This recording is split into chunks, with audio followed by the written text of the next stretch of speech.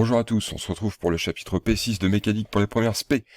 Alors, du coup, c'est sur la mécanique, les aspects énergétiques de la mécanique. Pour rappeler, la mécanique, c'est grosso modo l'étude des mouvements. Il y a 3 façons de le faire grossièrement, enfin, en tout cas, on en a parlé en classe, de ces 3 méthodes-là. On peut utiliser les lois Newton, comme la somme des forces est égale à m delta v sur delta t, pour étudier un mouvement. Quand il y a des petites rotations, tout ça, on peut utiliser les moments de force, moment cinétique, ça vous le verrez plus tard.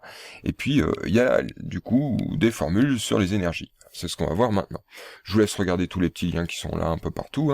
On enchaîne directement sur le cours. Alors, le grand 1 de ce cours, ce sont les principes. La suite, ce seront justement les formules en question. Alors, les principes, les bases. Petit 1, rappel de collège. L'énergie d'un système, c'est l'énergie mécanique. EM. Elle s'exprime en joules, et elle se décompose en 2 énergies, l'énergie cinétique et l'énergie potentielle. L'énergie mécanique, c'est grossièrement l'énergie d'un système. L'énergie cinétique, c'est l'énergie qu'elle a effectivement. C'est-à-dire que, par exemple, un boulet de canon, il a une masse, il a une vitesse, vous le prenez gentiment dans la tronche, eh bien, on va ressentir de l'énergie. Ça, c'est l'énergie qu'il a effectivement, vous la sentez bien. Eh bien, ça, c'est l'énergie cinétique. C'est un demi-mv carré, ça dépend bien de la masse et de la vitesse. À côté de ça, on peut définir une énergie potentielle. On n'est pas obligé, c'est nous qui la définissons. Par exemple, je prends un boulet de canon, je le mets sur une étagère 2 mètres de haut. Je peux me dire que potentiellement, il pourrait tomber de ces 2 mètres. Et ainsi, je pourrais déterminer une énergie qu'il aurait à la fin de sa chute des 2 mètres. Par exemple, s'il tombait sur mon pied, je prendrais un certain nombre d'énergie, un certain nombre d'énergie en joules. Eh bien, cette énergie, je pourrais dire qu'il pourrait l'avoir potentiellement. Ce serait mon énergie potentielle. Il est immobile sur son étagère de mètres de haut, je peux très bien définir une énergie potentielle qu'il pourrait avoir s'il tombait. Je pourrais aussi, si je le veux, estimer que le sol pourrait ne pas résister parce que je suis à l'étage, il est pas très solide, il est en bois, qui pourrait casser le sol et tomber encore plus bas. Encore 5 mètres plus bas, donc un total de 7 mètres. Donc je pourrais définir une énergie potentielle qui sera encore plus grande. C'est moi qui définis l'énergie potentielle par rapport à un repère, à une origine. Le sol en l'occurrence. Bon, moi je vais rester sur mes 2 mètres. Il tombe au sol, il touche le sol de la pièce, bim, voilà, bon. Ça c'est l'énergie potentielle. Il faut savoir donc qu'elle est liée à une force, puisque la force qui fait tomber l'objet, c'est le poids. Donc ça veut dire que cette énergie potentielle, elle est liée à une force. Et bon, dans ce cours, ce sera le poids. On l'appellera l'énergie potentielle de pesanteur. Ce poids, ici, il contribue à la chute de l'objet. L'objet chute du haut vers le bas, et le poids est du haut vers le bas. Eh bien, dans cette histoire, l'énergie potentielle qu'avait l'objet tout en haut de son étagère, quand il arrive en bas, il n'y a plus d'énergie potentielle vu que l'objet est tout en bas. Mais par contre, ça je le sens, si le boulet percute mon pied, il y a de l'énergie cinétique. Eh bien, ça veut dire que l'énergie potentielle, elle s'est transformée en énergie cinétique au contact du sol. Je le sens sur mon pied, énergie cinétique, elle est assez costaud. Donc, au global, l'énergie mécanique, elle, ne change pas. Elle est conservée. Eh bien, dans ces cas-là, on va dire que le poids est une force conservative. Parce que quand il contribue à un mouvement, eh bien, il ne fait pas évoluer l'énergie mécanique. On dit qu'il est conservateur, enfin, c'est une force conservative. Si vous avez à l'inverse une force qui va freiner le mouvement, par exemple une force de frottement, le frottement de l'air, le frottement du sol, ça fait freiner, ça. Ça fait perdre de l'énergie cinétique. Ça, ce n'est pas une force conservative. Vous voyez un peu l'idée? Bon, nous, la force conservative qu'on verra, ce sera le point de recul. Alors, j'ai parlé de contribution au mouvement. Ça, c'est ce qu'on appelle le travail d'une force. En anglais, c'est work, on a donc écrit ça W. Entre parenthèses, la force. Et puis, on met un petit AB pour dire que c'est le mouvement. Le point de départ, le point d'arrivée. On part de A, on va vers B. Plusieurs situations se présentent. Logiquement, sans regarder la formule, si la force, elle contribue à un mouvement qui est exactement selon la même direction, le même sens, eh bien, donc, petite coupure, où est-ce que j'en étais? Oui, donc, si la force, j'en étais là, si la force est dans le même sens, la même direction que le mouvement, donc de A vers B, eh bien évidemment cette force va vraiment beaucoup contribuer à la réalisation du mouvement, puisqu'elle tire, elle pousse dans le bon sens. Par contre, à l'inverse, à l'opposé, pardon, si la force est vraiment à l'opposé justement du mouvement AB, c'est-à-dire qu'elle part dans l'autre sens, eh bien évidemment, la force cette fois-ci va faire tout l'inverse, elle va résister. C'est-à-dire que le travail, lui, par contre, doit être négatif.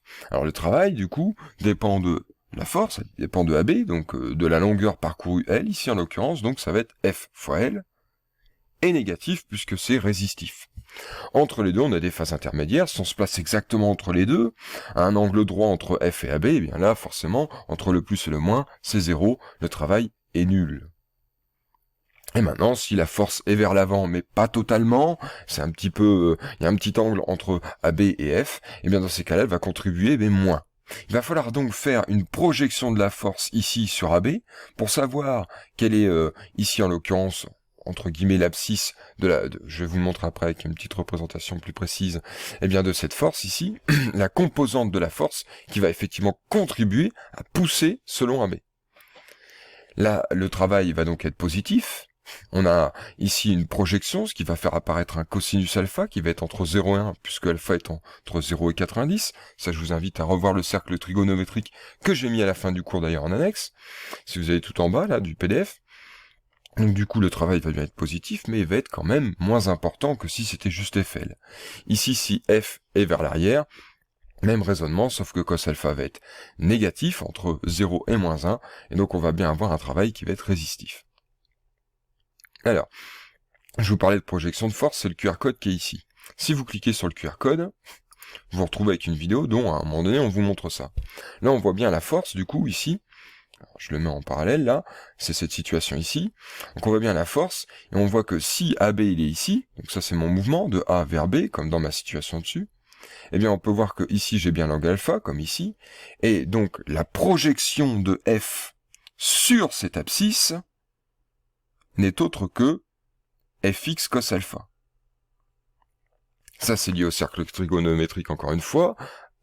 Allez-y, retournez le voir. Vous allez voir que dans un cercle de rayon 1, vous mettez un repère en plein milieu avec son origine au centre du cercle. L'abscisse, c'est cosinus. L'ordonnée, c'est sinus. Donc ici, c'est pas, si on trace un cercle ici en partant de la force F, le rayon n'est pas 1, c'est F, c'est pour ça qu'on a un petit F en plus. D'ailleurs, là, c'est pas un fx, hein, c'est un F fois cosinus alpha. Voilà pourquoi, notamment, il vaut mieux éviter de mettre des petits fois et plutôt des points ou rien du tout pour pas confondre les deux. Donc on se retrouve avec fx qui est F cosinus alpha. Exactement comme dans notre situation dessus. Regardez la vidéo si vous voulez plus de détails. Alors une fois qu'on a défini le travail, maintenant on peut en déterminer quelques-uns. En particulier celui du poids. Le poids, donc, on va se retrouver avec, par exemple, pour faire simple, je vais pas prendre exactement cette situation-là où il faut faire des projections, mais si on allait de A à C, vous avez le poids qui est dans la même direction que la chute, et du coup, de toute façon, le poids ne contribue que dans ce sens-là, la verticale, donc quand bien même si AB est oblique, il faut faire une projection à la verticale pour voir exactement la contribution du poids. Voilà, bon. Ça, je vais pas rentrer dans les détails. Vous avez donc cette formule-là qui va apparaître. F, L. F, le poids, et L, la longueur parcourue. Alors ici, la longueur parcourue, ce serait ici, selon selon AC, ici, eh bien, c'est tout simplement la différence de hauteur, ZA moins ZB. Et le poids, c'est mg. Donc on se retrouve avec cette formule-là, le poids qui est égal à mg, ZA moins ZB. Si l'objet monte, ZA est inférieur à ZB, donc le travail va être inférieur à 0, donc il va être résistant, c'est logique. Si je prends mon boulet qui est au sol, je le remets sur l'étagère, je fais un effort puisque le poids résiste. À l'inverse, si ça descend, évidemment le poids contribue au mouvement, c'est ça qui fait que ça fait mal quand ça tombe sur le pied, il est moteur. Voilà. Je vous laisse retourner tout ça dans votre tête, hein, il faut y réfléchir, il faut visualiser, il faut essayer de s'imprégner de la formule. Hein. Essayer de comprendre comment elle fonctionne, éventuellement la retrouver, ça vous pouvez m'envoyer un message sur Pronote pour avoir plus de détails si vous avez du mal, il n'y a pas de souci, je vous réponds.